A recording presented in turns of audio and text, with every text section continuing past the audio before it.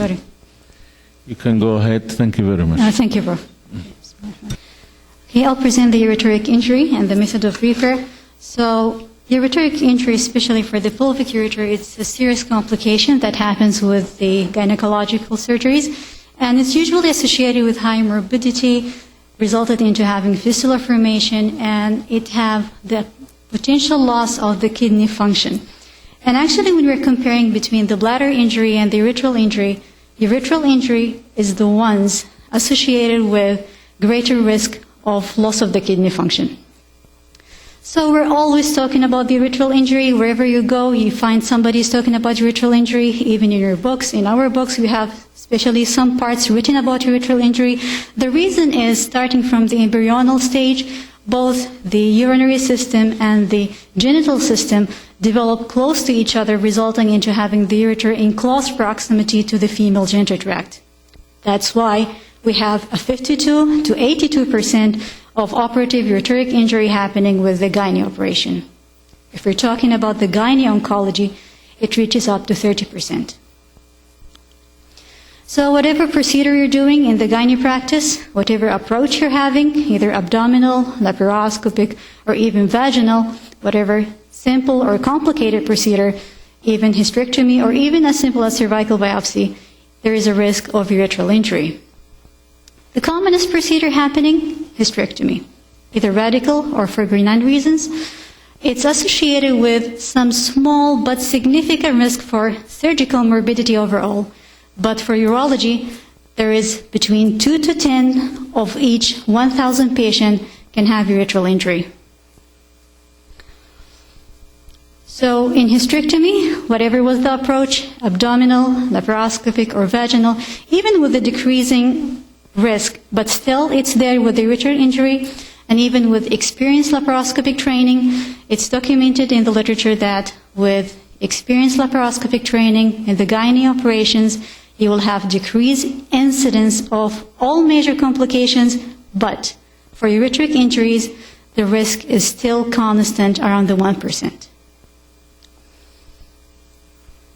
So let's review a little bit of the anatomy of the ureter. So in general, the ureter is the tubular structure connecting between the renal pelvis in the abdomen and the bladder in the pelvis. We divide it into 3 main parts: the upper ureter, between the renal pelvis and the sacral promontory, and then the middle ureter from the sacral promontory till the end of the sacrum, and the lower part connecting it to the ureter, to the bladder. The blood supply of the ureter differs from the abdominal part and the pelvic part. In the abdominal part, all the blood supply is coming from the medial side in different branches, from the renal, ovarian, or aortic branches, while in the pelvic part, all the blood supply is coming from the lateral side, from the internal iliac branches. This point is important for you when you're further doing your dissection and to avoid devascularization injury of the ureter. So when we're reviewing the anatomy of the ureter, as soon as it goes inside the pelvis, all its relation is mainly to the female genital tract. Lateral side of the uterosacral ligament, base of the broad ligament, 1.5 centimeter lateral to the cervix, and even at the end it curves from lateral to medial side over the anterior vaginal fornix. So that's why it's having a high risk to be injured during your procedures. So this is the area of the bifurcation of the common iliac, and this is one of the commonest areas to be injured, the ureter. Again, this is your lovely view that you see it in your laparoscopic procedures. You can see your ureter, and here the ureter over the bifurcation area where it's crossed by the ovarian vessels, and you have the fallopian tube. You're trying to manipulate to cut here or just to mobilize the fallopian tube, and oops, what happens that the ureter will be either crushed or sometimes with thermal injury it can be damaged. So again, most of your vessels that you're looking for in your procedures, either ovarian arteries or the uterine arteries, are in close proximity to the ureter. And after your main course of the ureter in the pelvis and the bifurcation area going down in close proximity to the uterine artery, which is about 1.5 centimeter lateral to the internal os, it comes again to the bladder and being in close proximity to the anterior vaginal wall. So again, the main vessels and the main injury points, and what we all know is the main susceptible areas for injury of the ureter at the pelvic brim, beneath the uterine artery, and near the ureterovesical junction. This is a histological view of the ureter. The main layers of the ureter, starting by the transitional epithelium, the lamina propria forming the mucosa, then having the muscles, whatever, longitudinal, circular for expulsion, and the most important one is the adventitia. Why? Because the adventitia have all the networks of the blood vessels which supply the ureter. And then what happened while you're doing your dissection in the operation, sometimes devascularization can happen with severe manipulation of the ureter, and even while doing with the thermal injuries. Types of ureter injury, whatever was your approach, the types of injury can be either tear, complete, partial, can be only ligation, or can be devascularized. We can classify it another way and say that we have an intraoperative types or postoperative types of injury, and the ureter can be easily crushed with your clamps, can have a ligation with your suture, transection, partial or complete. You can have been angulated because of a stitch next to it or because of a collection next to it formed, ischemia with stripping, with electrocoagulation, and resection of the ureteral segment with your specimen. And any of these actually injuries can happen in combination altogether, and the postoperative complications, some of them start intraoperatively, like the avascular necrosis or obstruction because of hematoma or lymphocele formed after lymph node dissection. So the American Association for Surgery and Trauma, they graded or gave us the types of the ureteral injury, grading from 1 to 5, starting by as simple as a contusion and ending up by complete avulsion of the ureter and having more than 2 centimeter devascularized injury of the ureter. So again, the locations of the ureter that can be injured, we just mentioned in the anatomy the area where it's related to the blood vessels.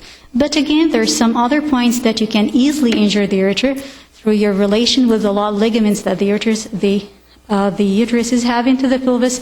So we have along the lateral border of the uterosacral ligament, you have below the infundibulopelvic ligament and the base of the broad ligament. So again, let's take a look at the ureter, which is crossing down in the pelvis, and its close relation to the infundibulopelvic, and this is the broad ligaments and the round ligaments. Again, we have the tunnel in the broad ligament that can be easily injured the ureter in it, and you can see the close proximity of the ureter to the ovarian, to the uterine arteries and the ovarian vessels. Cardinal ligaments, where the ureter passes under the uterine vessels and where the ureter lies in close proximity to the anterior vaginal wall when the ureter approaches and enters the bladder. So again, this is the anterior vaginal wall, and this is the ureter when it enters the bladder. What are the predisposing factors for the injury? Well, we can classify them into factors correlated mainly to the ureter itself as anatomical risk factors, or pathological factors because of the disease the patient is having, or technical risk factors.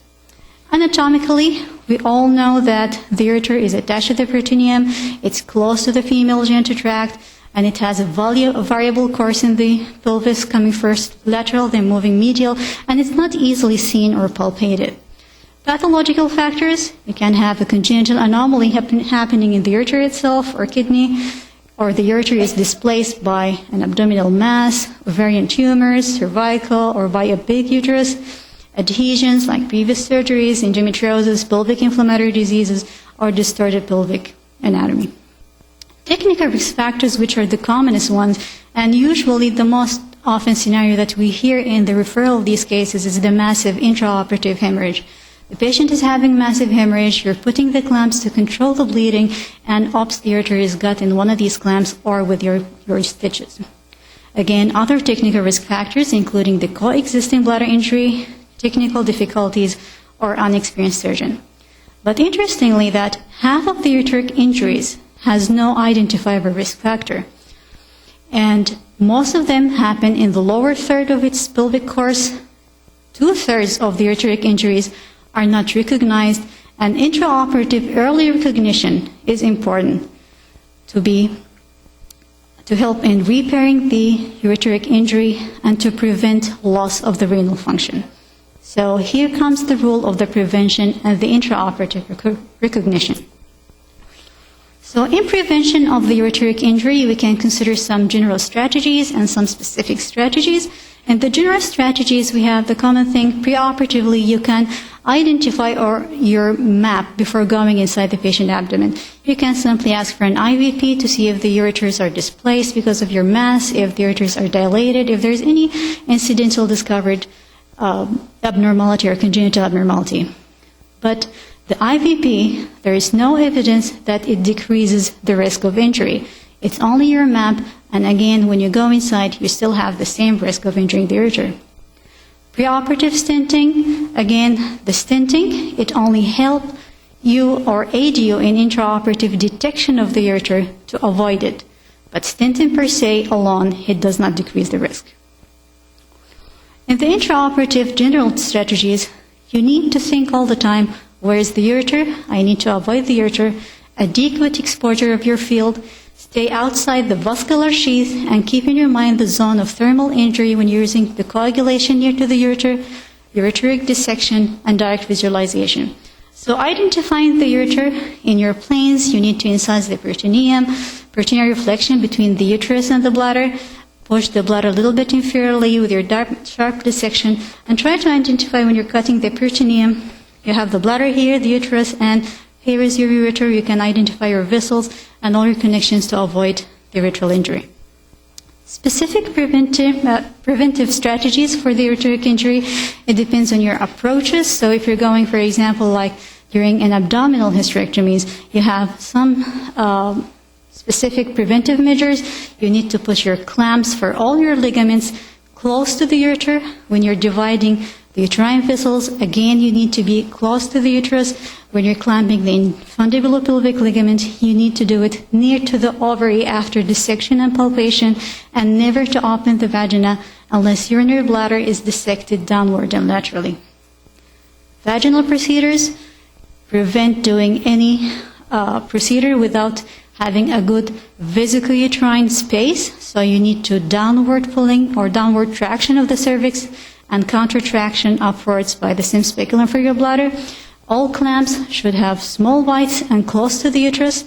Avoid double clamping of the uterosacral ligament, and vaginal oophorectomy should be avoided or done cautiously.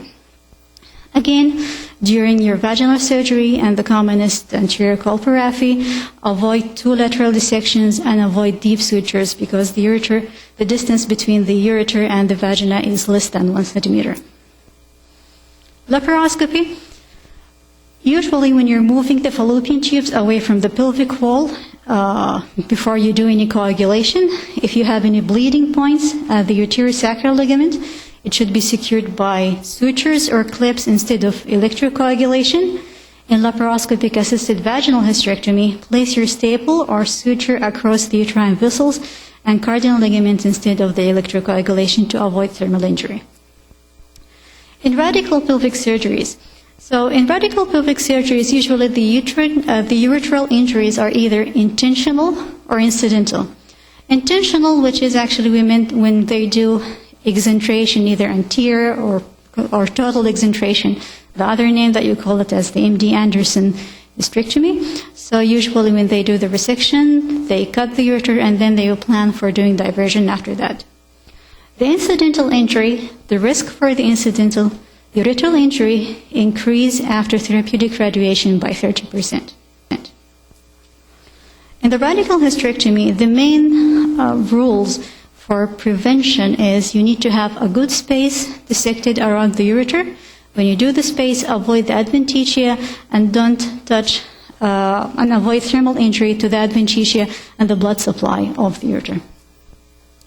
Again, during the pelvic lymph node sampling, the lymph node sampling usually done along the course of the common iliac and its bifurcation. Don't forget the bifurcation area, we have the ureteric crossing there. So preferable if you have a ureteric stent at that point, you can feel it and avoid it so that you will avoid any injury.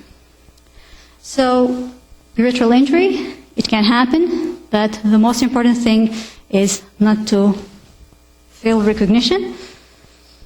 So in the diagnosis of ureteral injury, almost half of ureteral injuries are prevented, and half of these can be detected intraoperatively, and the diagnosis can be intraoperative or postoperative. Intraoperatively, any suspicion, you need to clarify it, identify the nature and severity of the injury, look for obstruction devascularization. You can do the dye test and just give the patient intravenous methylene blue. It will color the ureters being blue, and you can see if there is any extravasation. You can see the area of the tear. Call the urologist. Usually we will do intraoperative cystoscopy, and retroglypylogram. It will show us the nature of the injury and the level of the injury for the management. The sequel of injury, the most important one, is the hydronephrosis and the gradual loss of the renal function, urinoma, fistula, and stenosis. If the patient is missed and postoperatively, he will have a nonspecific symptoms ranging from lung pain and ending by fistula, peritonitis, or fever. If the patient had bilateral injury, they can have anuria within less than 24 hours. So the gold standard investigation is the IVP if the patient is missed postoperatively, and it will show us the area of the injury. If there is any extravasation of the dye, it will show us if there is any obstruction. We can see the hydronephrosis and where the area stopped. Possibly there is a stitch, possibly there is an extramural compression and urinoma formation. In the management of the ureteral injury, the main aim is preservation of the renal function and anatomical continuity. The decision depends on the time of the detection, extent of the injury, site of the injury, and the general condition of the patient. So let's say that you have a patient with a small injury, there's no obstruction, and the patient condition is stable. This injury was discovered after 5 days.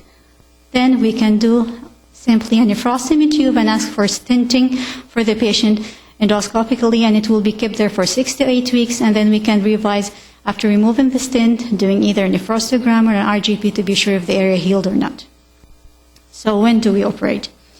Well, usually if the detection of the injury happened within the first 5 days postoperatively, we can do the operation immediately. After the 5 days, we have the issue of the edema, the inflammation that makes the repair difficult, and the patient will be planned for operation even at that time after 6 weeks. So again, you can put in your nephrostomy tube, save the kidney, and prevent loss of its function.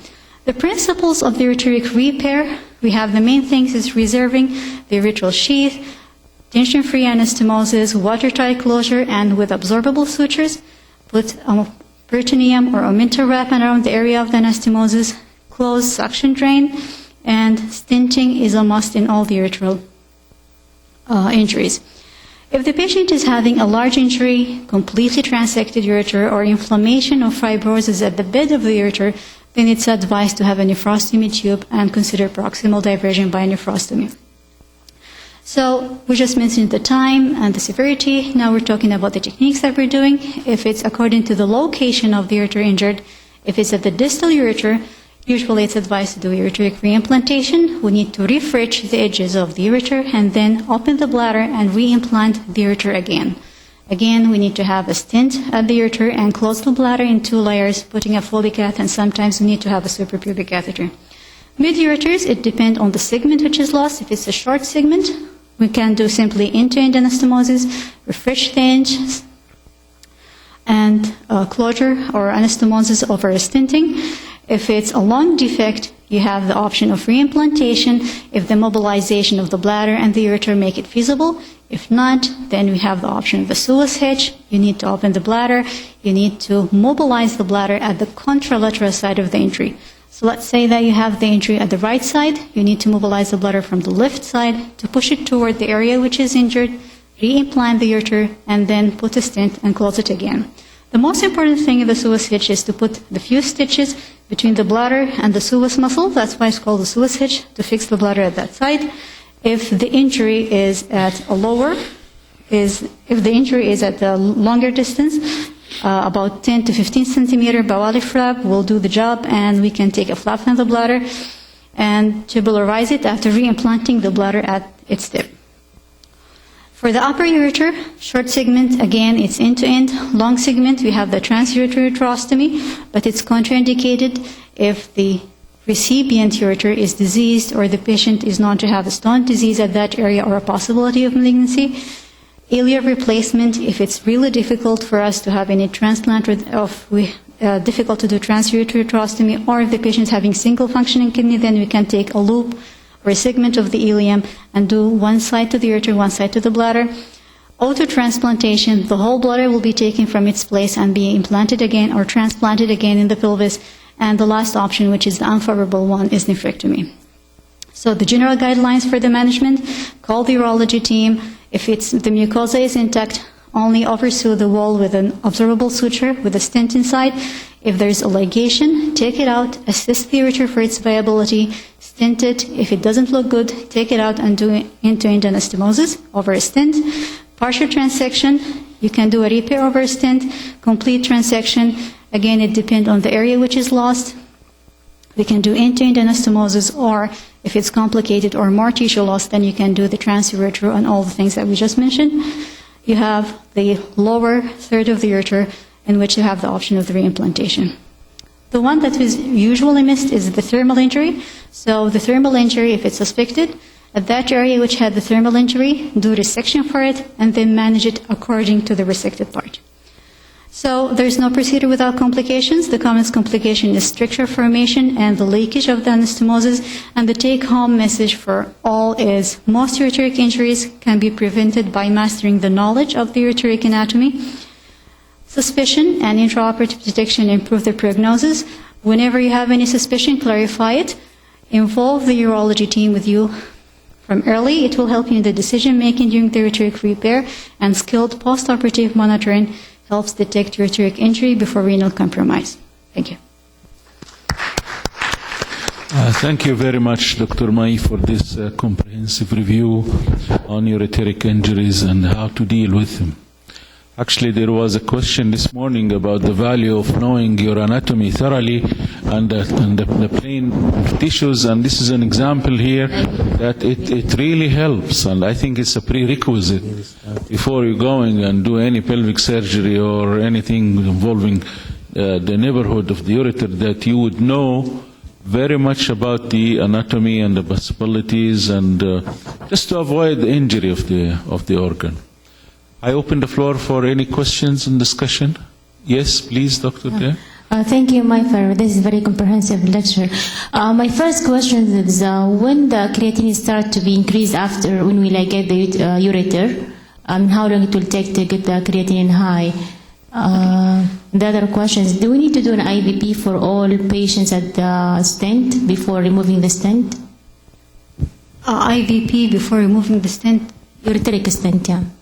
Okay. So the first question for the creatinine rise, don't forget that the patient is having two kidneys. So if it's ligated, usually you won't have any rise in the creatinine because the other kidney is doing the job.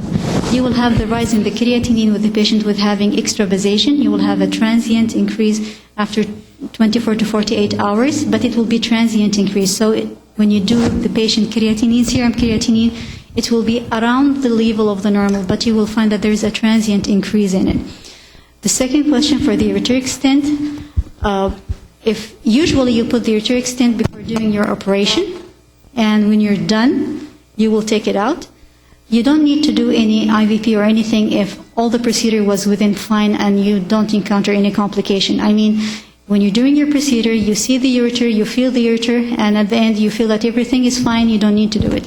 Unless you have any blood coming, for example, you find some blood coming from one of these ureteric orifices, then you can do it. But otherwise, if it looks fine, because with the ureteric catheter, you can feel it and you can see it even yourself. I mean, if I get ureteric injury intraoperative and I had a stent in, do I need IVP before removing the stent? No. That's good. So the secret is try your best to avoid the injury. This is the best solution. Now, by knowing the anatomy, by doing preoperative investigation, by going carefully, dissecting the ureter, use the urology service, stenting, and try to recognize early the injury if it happens. You have a question there? Yes, please. Yes, go ahead, please. Does intraoperative ureteral peristalsis prevents ureteral injury? Recognize ureteral injury? Peristaltic wave? Peristaltic wave. Yeah. No. May? No. Do you use peristaltic wave in identifying the ureter to prevent injury? You know, we are urologists, and the ureter is a close friend of us. But even with that, we respect it. Even if I see the peristalsis, I prefer to do something more just to avoid injury. Even when we see it, if you see the peristalsis, but sometimes you can, with the operation, with the tension, with all these things, sometimes you will illusionally think that it's a peristalsis, but it's not there.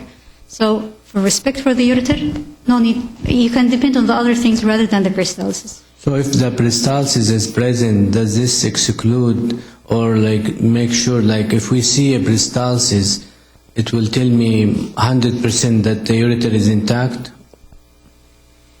If in the absence of peristalsis, it will tell me that maybe there is ureteric injury.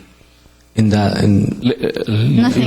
take this for you. Well, peristalsis is great to see, but if we don't see them, we don't give them very much weight in the recognition of the ureter. We like to see the ureter at a reasonable length. We know the anatomy, isolated, with a vascular loop around it, and then we will be happy about it. But whether there is a peristalsis or not, it's okay. We will be happy to see peristalsis, but if they are not there, then they are not there. So physiologically, like if the ureter was tight, yes, a peristalsis will increase. For some time and then decrease. For some time, then decrease. It will take time even to, if you're claiming that the peristalsis will increase, it means that they had made an obstruction down there. It will take time even for it to increase the peristalsis, and you're talking about intraoperative. So if your question is, if I see a peristalsis, it means there's no injury?